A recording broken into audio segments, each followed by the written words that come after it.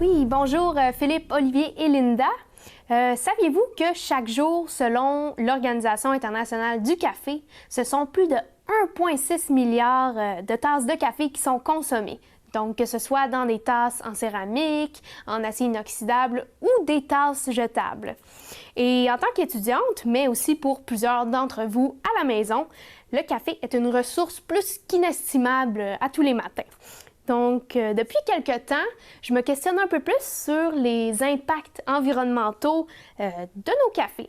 Et plus particulièrement, je me suis demandé quelle est la meilleure option de tasse entre celles en céramique, parmi les tasses de voyage, donc en acier inoxydable ou en plastique, et évidemment la tasse en carton qu'on va obtenir au service à l'auto, par exemple.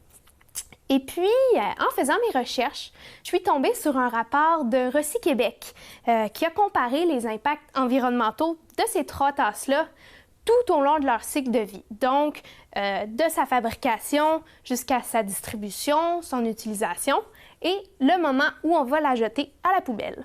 Et pour résumer rapidement les résultats, la tasse avec le moins d'impacts environnementaux, c'est celle en céramique, à condition que, évidemment, de ne pas la briser, mais surtout à condition de la réutiliser au moins 200 fois. Donc, ça prend 200 cafés pour qu'elle ait un impact environnemental moindre que le gobelet en carton.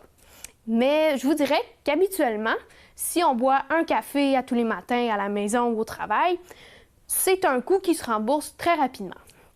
Ensuite, au niveau des tasses de voyage, qui sont beaucoup plus pratiques pour ceux et celles qui vont chercher leur café sur la route, au service à l'auto, dans les restaurants, dans les chaînes rapides, elles gagnent sur la plupart des plans par rapport à la tasse jetable, sauf sur un plan qui est celui de la consommation d'eau.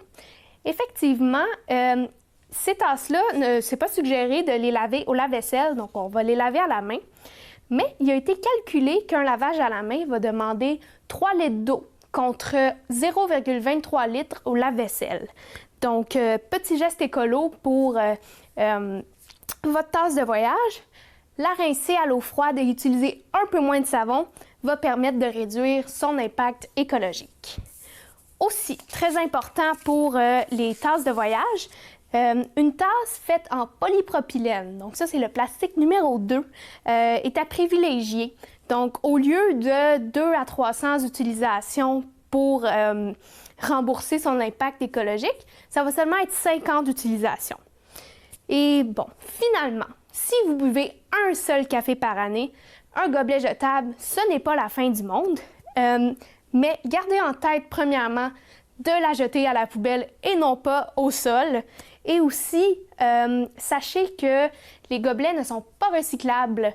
En fait, même si les tasses sont faites en carton, il y a une file pellicule à l'intérieur qui sert d'isolant qui, elle, n'est pas recyclable. Donc, votre tasse va être rejetée dans la plupart des centres de tri de recyclage.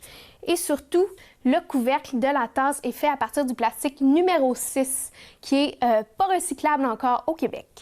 Donc, c'est tout pour aujourd'hui et je vous invite à aller vous abonner à ma page Facebook Les Truites Écolo. Merci.